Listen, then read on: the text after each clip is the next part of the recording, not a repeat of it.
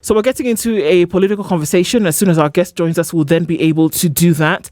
And just looking at some of the things that we had clicked into before, coming into some of these conversations, how we make decisions and how we then give responsibility to Parliament. And even as we think about that, the very details of some of those decisions that are made are then important to be looked into. That have we seen do I want to use the word deterioration?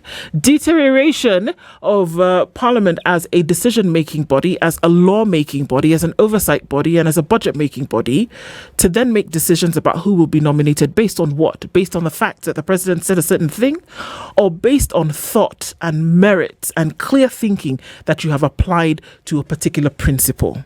And are we okay with that? The manner in which we see things today. Are you happy? City, go first. Thank you very much, Dennis. How are you today? Fine, thank you, City. How are you? I am very well, thank you. Am I happy? This discussion, cannot be prefaced by whether I'm happy or not. Not really. Okay, but our guest is in the studio, so we will pause. But you can just say yes or no.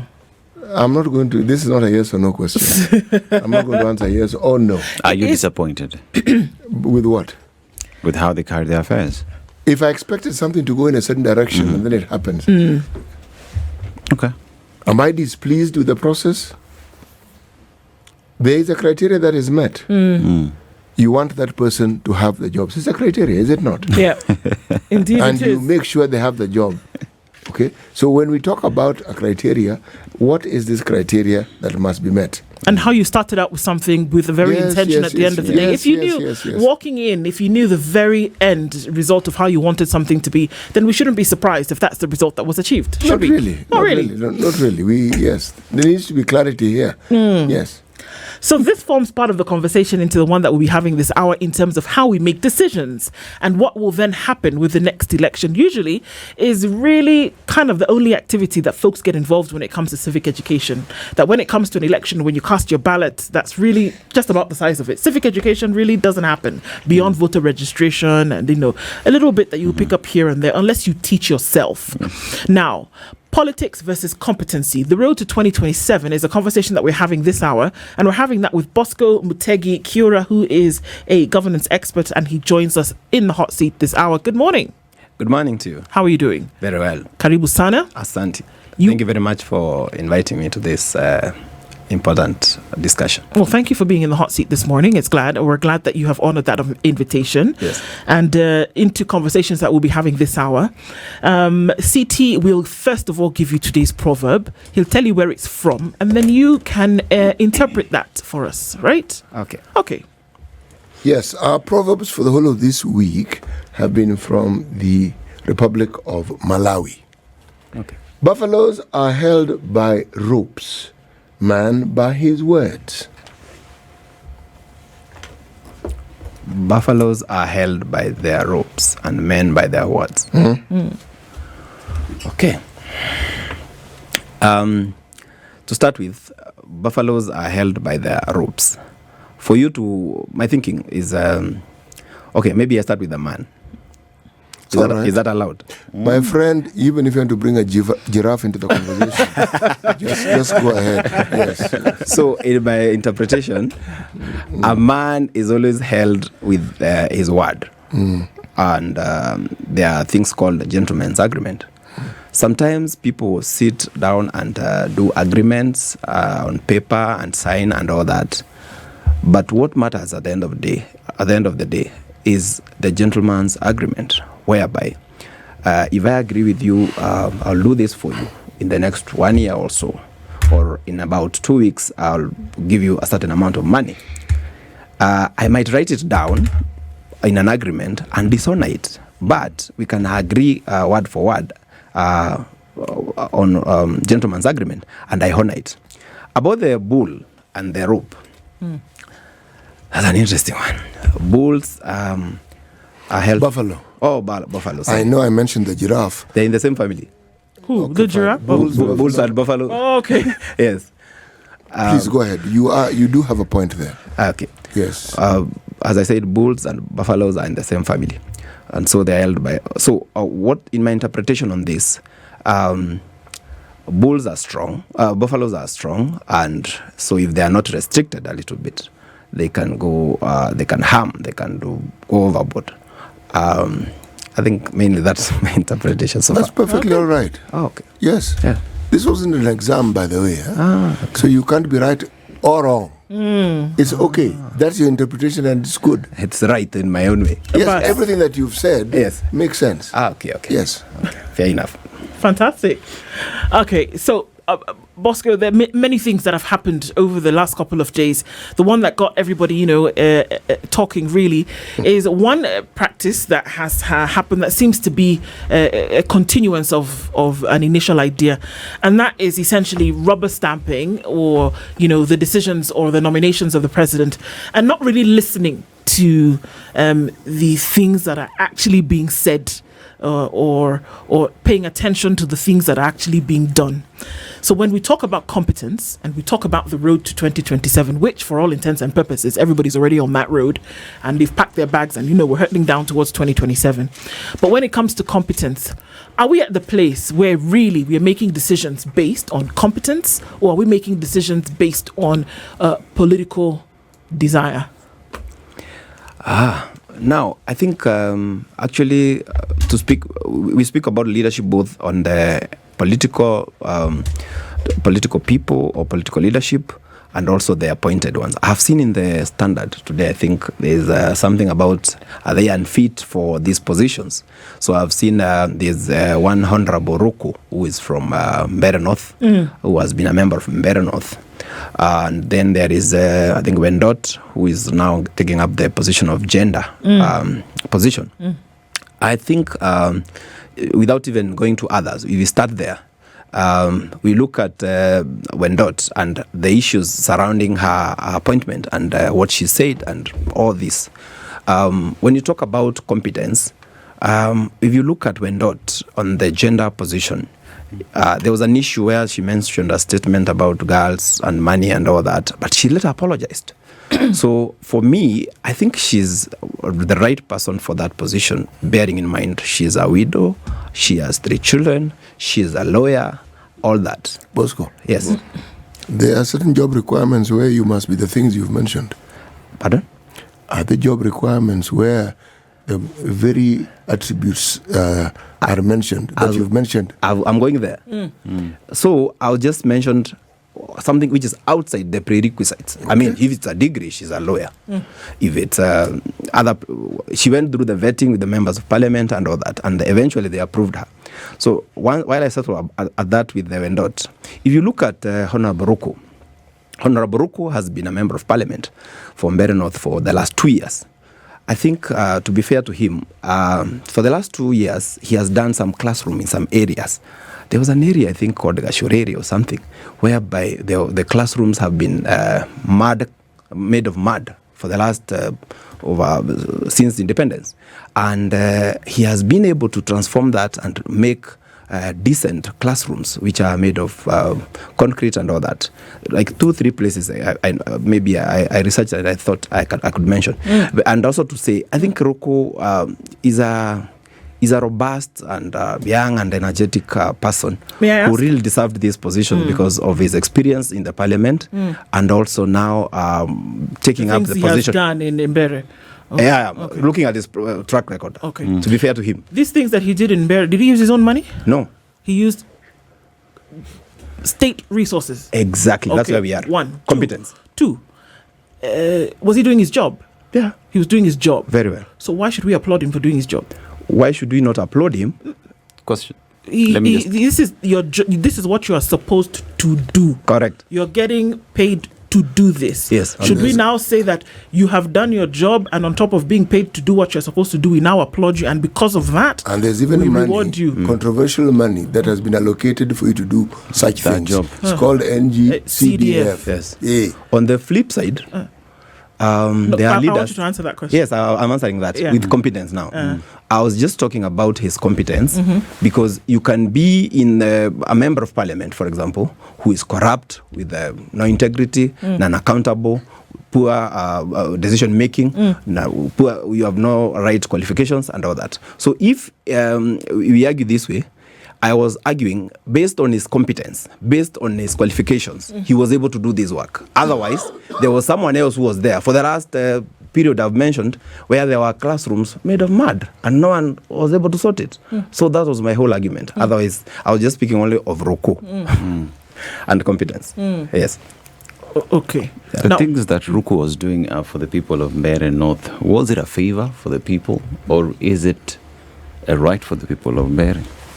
It is a right for the people of Mbeere, but my argument is very simple.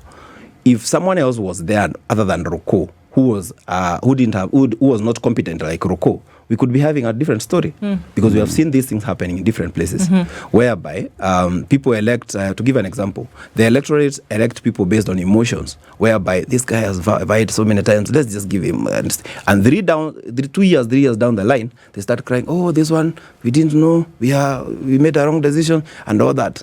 So we should just, even in the moving to the 2027 election, we need to be careful and analyze leaders based on their track record. Like, just to give you the example I've given of the track record of Okoh. If he vies to another position in future, he should be considered based on how he will perform even in this public service position. On the issue of this other lady, Wendot, the gender position is arguable. Even men could take that position, because in this country, we have always thought gender is women. You and whom?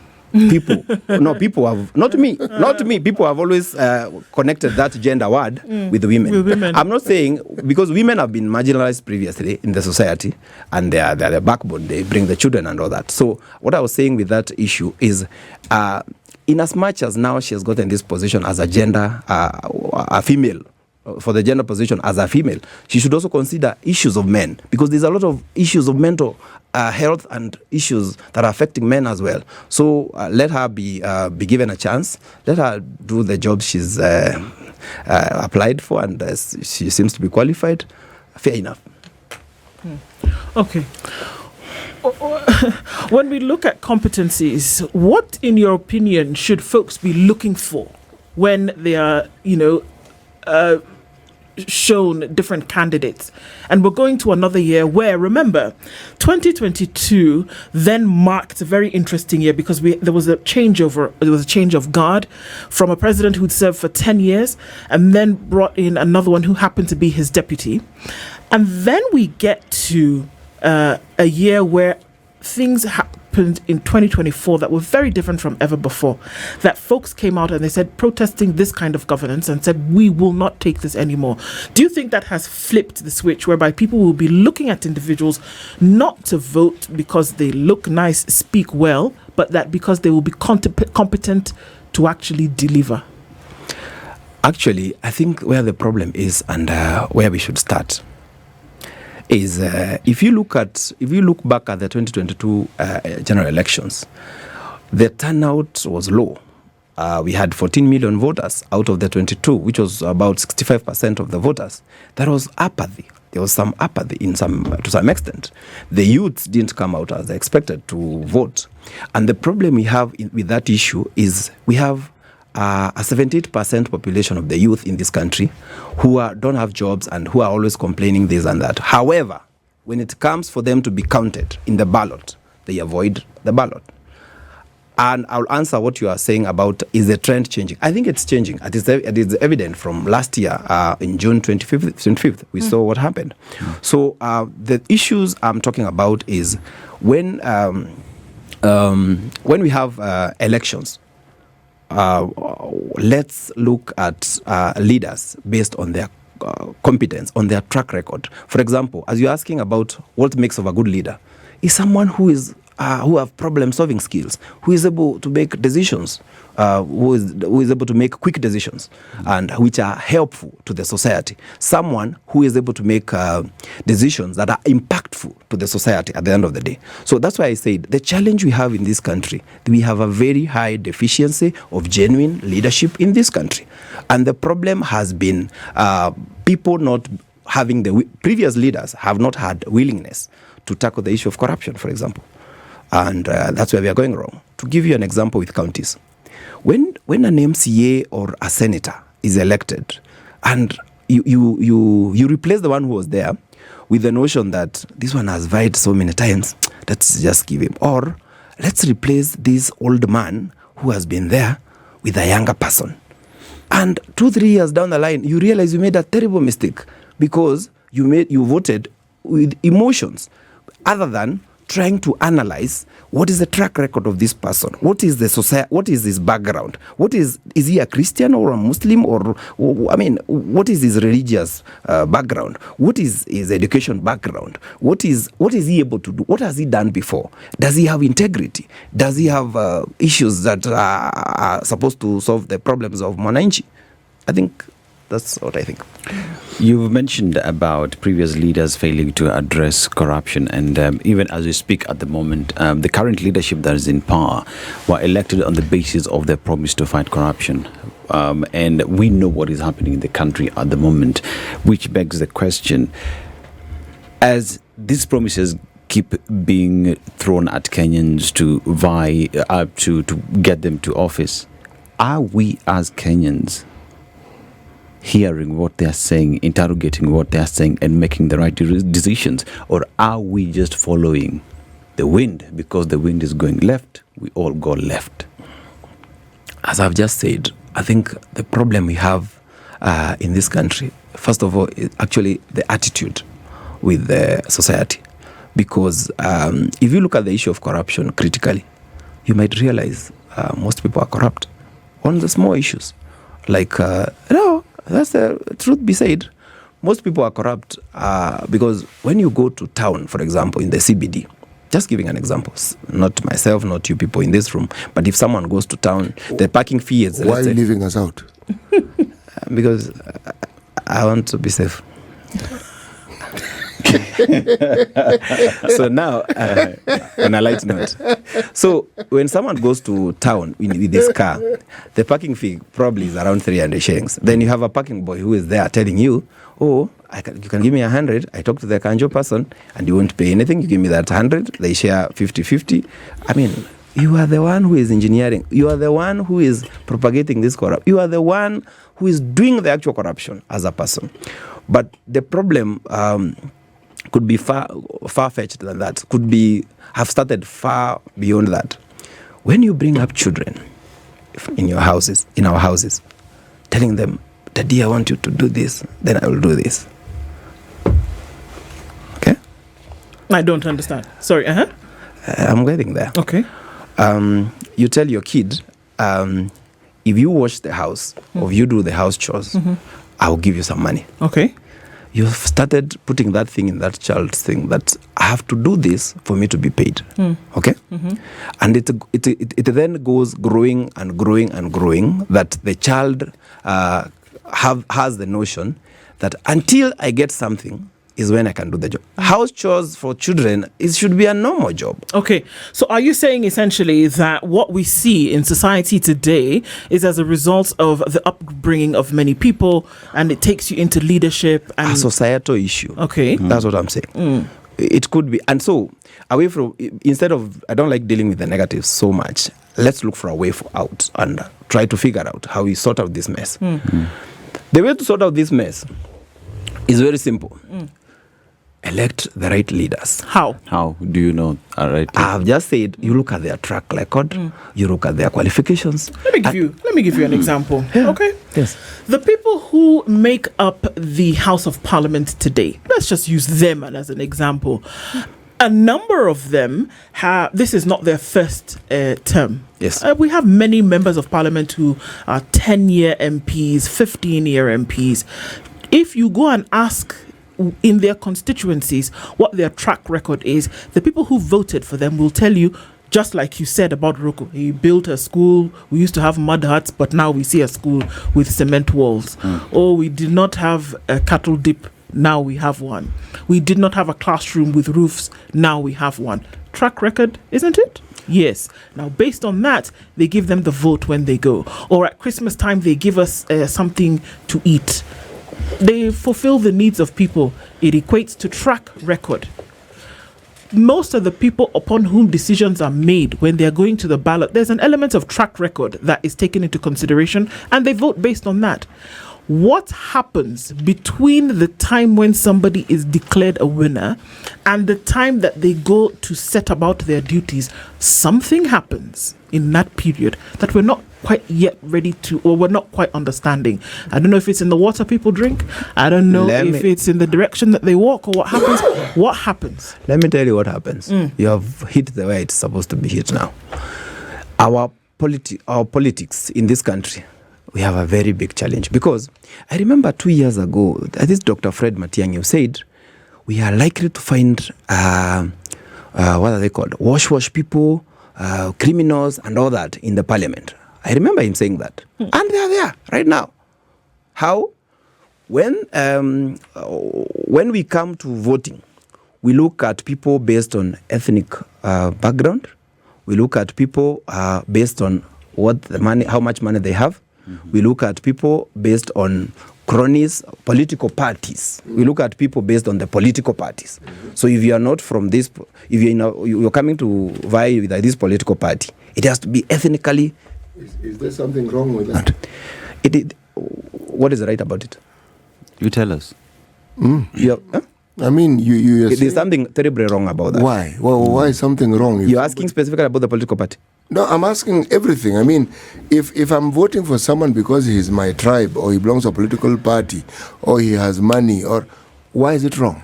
It is wrong this way. When you vote me in because I've given you some money, just know that I've bought you. So 2 years down the line, because I've taken a loan, I'll have to pay that loan from your money to pay that loan, so that we can now be at the same level. Okay? If you vote me because my party leader has said we must vote for so and so, 2 years down the line, now when I've talked about those two aspects, we have now freezed anything about qualifications, prerequisites, and all that. So we are just voting you because my party leader has said we vote this person, ignoring whether you are a thief, whether you are incompetent, whichever, all the other prerequisites have now been ignored, or they have been put to the shelf, just because party leader said, or just because I have the money. Okay? So the problem and the tragedy with that is when we have leaders now who are, first of all, to start with, because they are incompetent. This guy has no education background, has zero, nothing. He cannot be able to speak in the parliament. He cannot make a critical statement on behalf of his people and all that. So that's the whole challenge we have. So whose fault? Sorry. Bosco. Whose fault? The voters. No, hang on. Let's walk through this process, shall we? Yes. When it comes to political parties, yes, the way in which it happens is that, I mean, God forbid that anybody should follow a particular political party based on ideology, which was the reason why political parties actually came into existence in the first place. But okay, we go with the practice, right?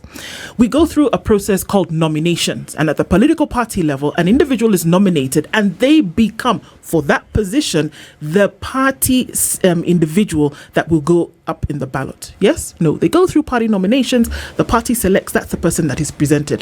That process that you speak about, whether they bribed the party leader, whether they went and did whatever for them to be on the ballot, or for them to be the one who's nominated, has nothing to do with the voter. It has everything. No.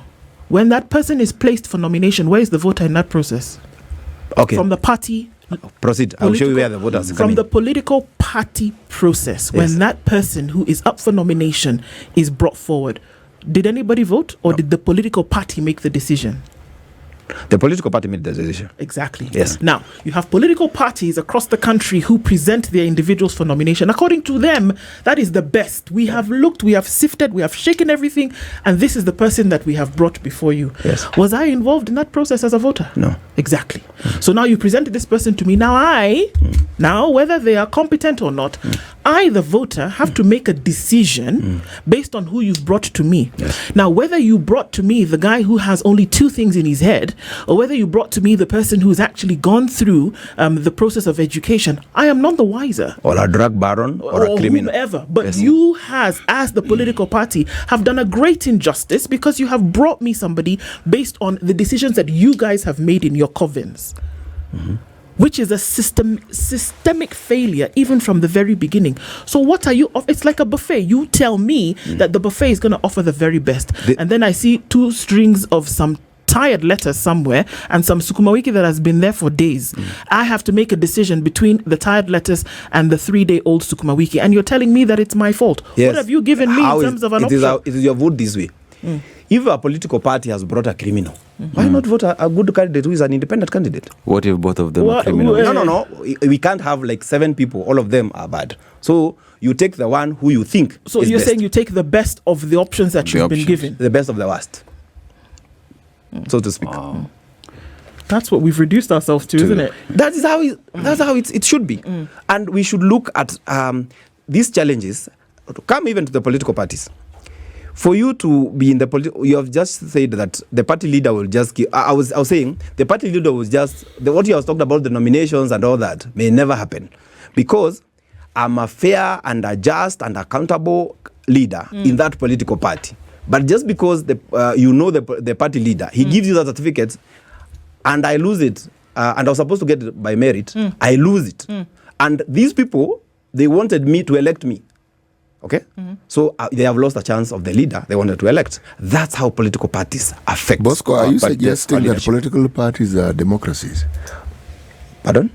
Are you suggesting that that political parties are democracies, or that they should practice democracy? Democracy is wide. So the thing is, political parties should be grow and should be a good and the best avenue to protect the electorates from bad leaders, from bad leadership. How? Let there be fair and free nominations, okay? Which it never happens. That's a democratic process. That's a democratic Very process. good. Now we are coming there. So it's a democratic process. But if you go, even if you go to the nominations with the free and fair, with what is called free and fair, which is never sometimes there. So we elect out of the 3 candidates who are there, the people will be bribed and they will elect, because the guy who has the money has a lot of loot. Because what happens in politics, you as city is very unlikely to use your hard-earned money to bribe people. As we were talking in terms of the opportunity to elect independent leaders, that is there in the Constitution. But I just want to go back to what the papers say today in terms of, is it politics or are we having competent people in these offices? If you look at this paper, Ruku, when serving as MP in Mbeere, initiated 2 controversial amendments in Parliament that unsettled many citizens. He is remembered for his controversial proposals in the amendment of Anti-Corruption and Economic Crimes Act and formulating anti-demonstration law that would have forced organizers of protests to pay for damages caused by protesters. Number 2, Ruku wanted to alter the tendering process, deleting 2 key corruption offences that protect public funds from embezzlement and to enforce accountability among public officials handling public resources. This is in the public domain. The exercise that happened in this house, were they playing politics or giving competency a chance to serve? I agree with you that in this world we live in, we need to agree that there are no angels. Angels live in heaven. Here are only human beings who have errors, who make mistakes. So when we critique this, when we say the good of Dennis, we can also look at the bad of Dennis. So it's also fair. It's only fair that way. So there's those bills you have talked about, Honorable Okoh. I have nothing I can say about that because he made them and all that. But you are the same person who said the first the first part of the show, Yes. that we should put people in offices based on their track record. Yes. This right here Yes. is Ruku's track record. Good. And it is a track record that goes to point of an individual who wanted to curtail some rights from Kenyans. Yes. Right? Yes. So as we talk about him taking the position of public service, this is public service Yes. that is going to ensure that each and every single public servant gets their right. Yes. Having done this, Yes. are we giving credence to competency, or were we playing politics? That's why I said Roko is not an angel. He explained his context on why he did those things in Parliament, and for me, I would leave that at that. What I've said, what I wanted to say is the challenge with our politics, and I would like to dwell more on a way forward on how to help the electorate. Before you say that I'm unfair and all that, what we need right now is serious civic education. Because when we have voters' apathy from the youth, and they're the ones who are complaining, it is unfair to them, they are being unfair to themselves, and it will not help them, because when they start complaining that they are unemployed and all that, then when it comes to voting, they don't vote. It is a challenge. I'm calling to each and every youth who thinks that things are not right to participate in the change, and they can participate in two ways. One, they can even vie to be members of Parliament, MCAs and all that, to participate in the change in the leadership.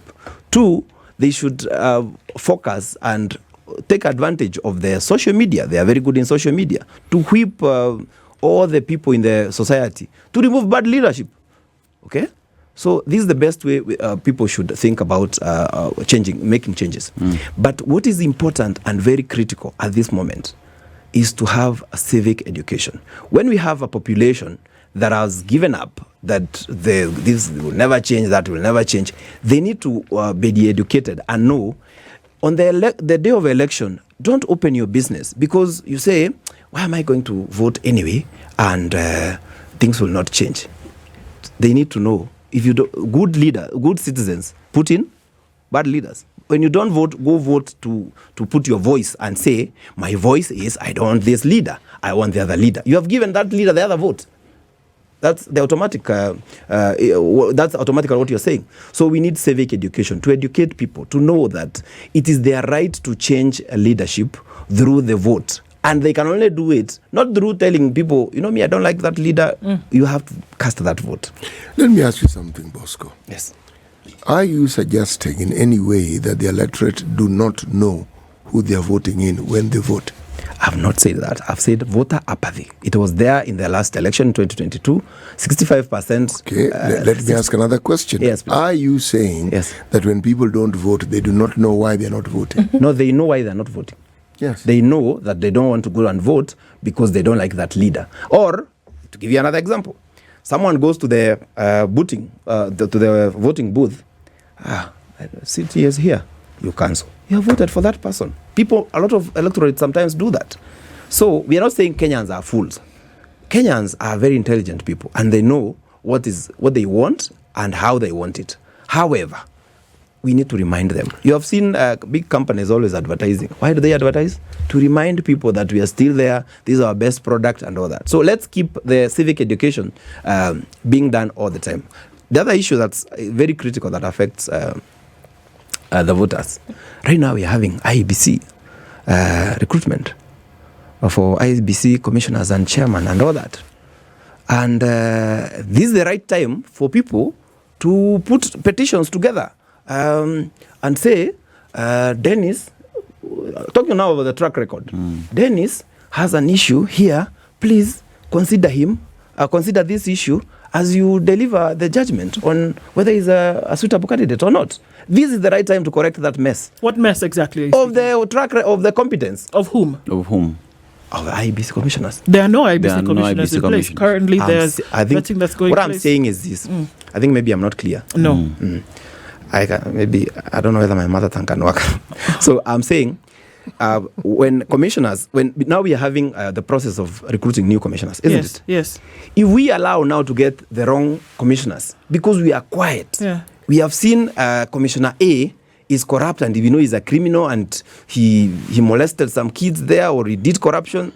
this is the right time to put. Are you aware that there actually are petitions in place right now for some of the nominated commissioners or those who applied and are in the interview process, that there were some petitions that went before court to preclude them then from being involved or included in the process? Good. That's why I'm saying we do more of that. Even the ones that people think this one is not a petition, bring it on board so that when they are given those positions, you have evidence to run to court and challenge. And even as we talk about the IEBC, the vetting of IEBC commissioners exercise that is ongoing, the panel has done its job. A few names will be proposed. It will go through another process. They will even go to Parliament to be vetted. And at that point, whoever will go through that process, there will either be proper vetting exercise that will be taken by the bodies mandated to undertake that exercise, or there will be the converts where it will be just another rubber stamping of names given to them because the high authority has said so.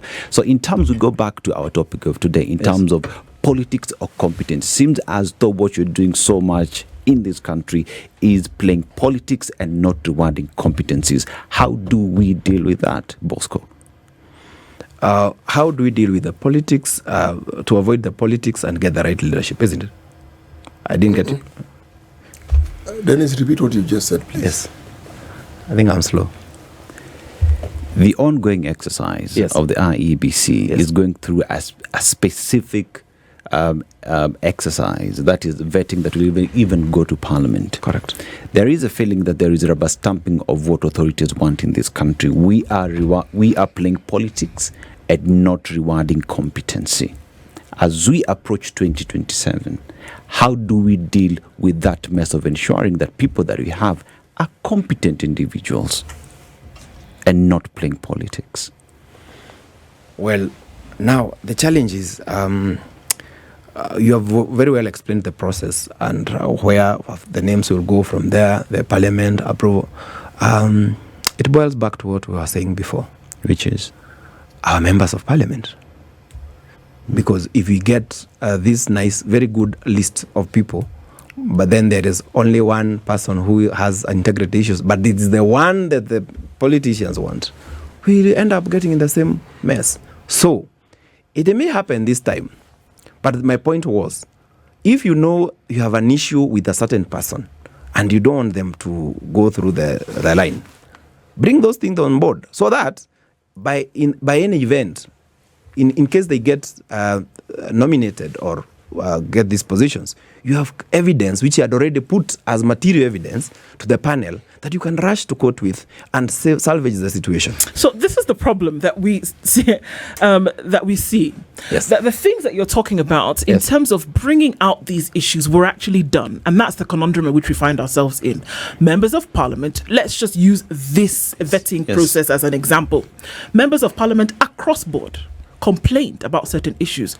The Okoh gentleman that you mentioned, Wendot that you mentioned, not just this one, but even the previous vetting of cabinet secretaries, members of Parliament stood up across board, from the leader of the minority to the leader of majority to the across Parliament itself, and said, I have an issue here, here, here, and here. They raised the issue, but interestingly enough, at the end of the day, they passed in an overwhelming majority that these individuals had met the mark. So tell me, what kind of confusion? If they're taking the formula that you say, bring these issues up, we bring them up. They have brought the issue up. Very good. But the same group of people, not a different group of people, the same group of people who've brought up the issues on one hand, at the end of the day say, okay, we've brought up the issues, but you know what? Go ahead.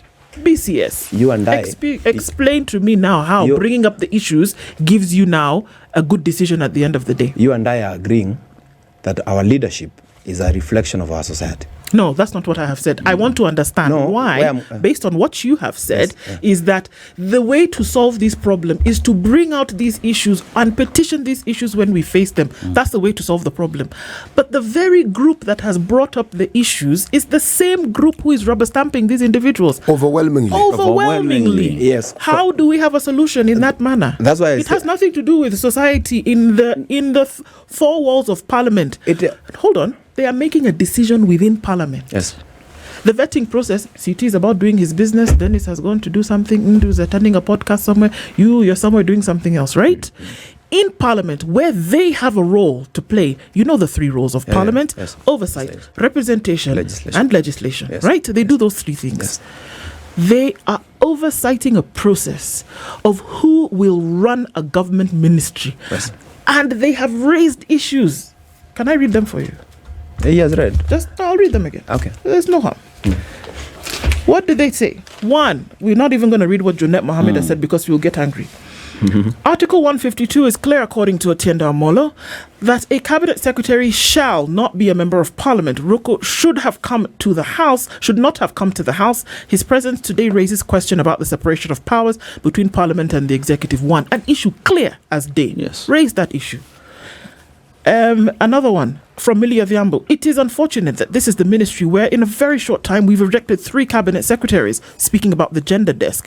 I am not saying she's incompetent. She's a very competent lawyer. But when we assign someone with such a sensitive role, we must be deliberate. They've raised the issue in there where they're supposed to be making the decision.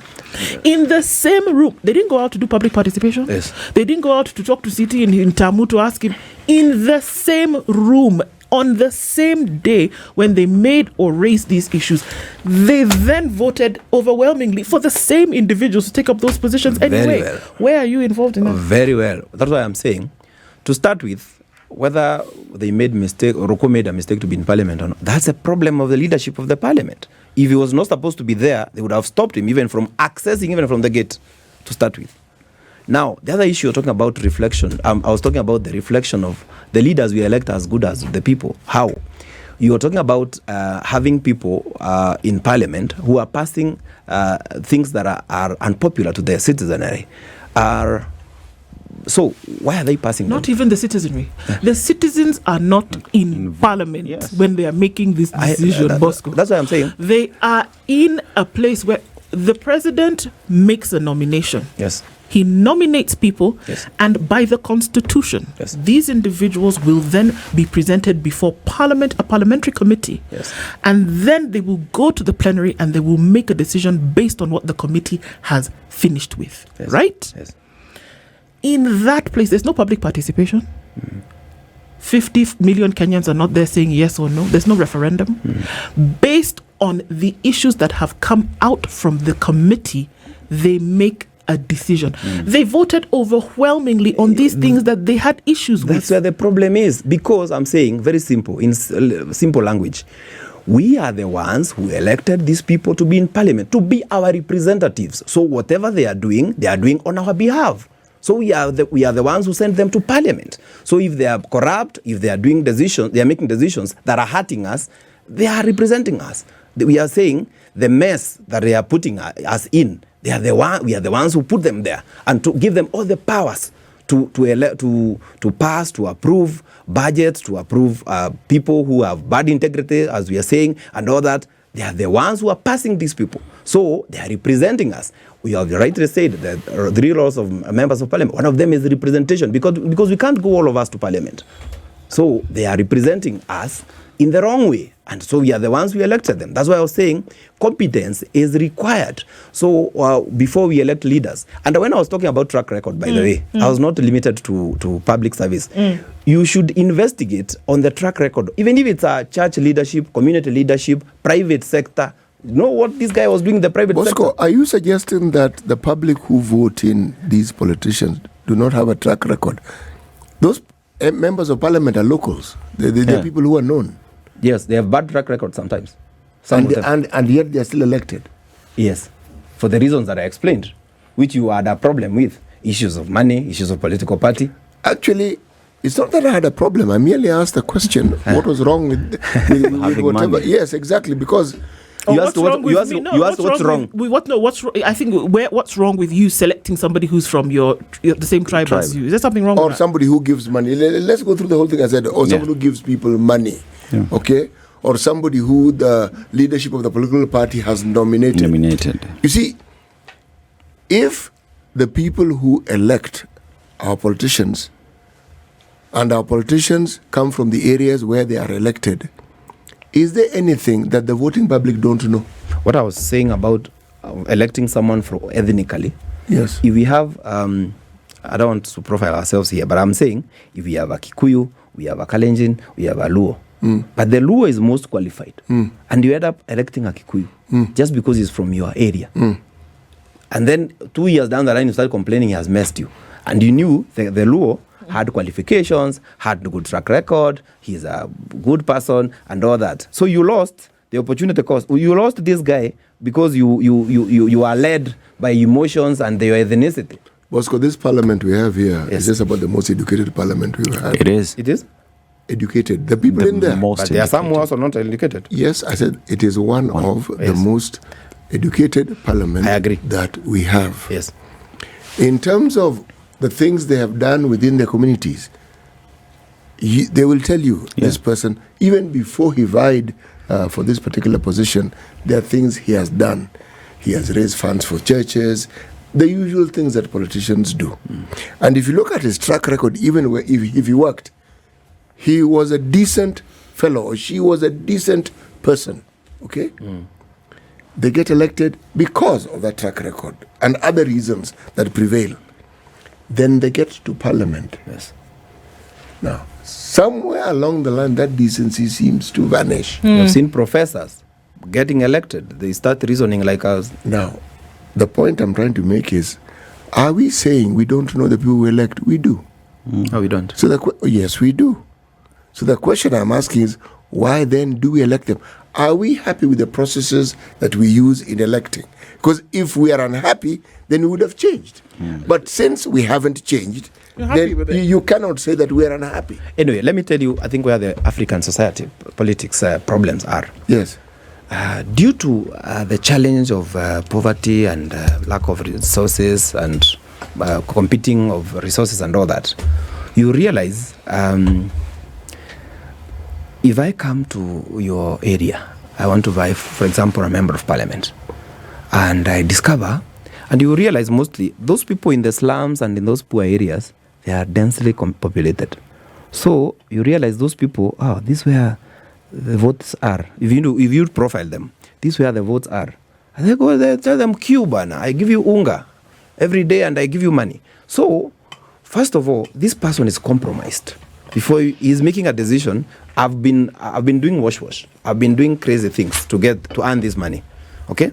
That's why I said there's a CS who had said we will find criminals in the parliament because of the challenges that society have. People are poor. Someone who is poor, who doesn't have food, if you give him food, he will like you. It's like a dog. If you give a dog food every day, loyalty will go to you. So that's what happens. That's the challenges we have as a society. Definitely things to take into consideration, isn't it? Yes. Bosco, Mutegi, Kiura, thank you so much for being here this morning and for sharing your insights with us. Long road to be on towards the next decision that will be made when it comes to elections. So thank you for joining us on that conversation this morning. This is the Situation Room, the only way to start your day.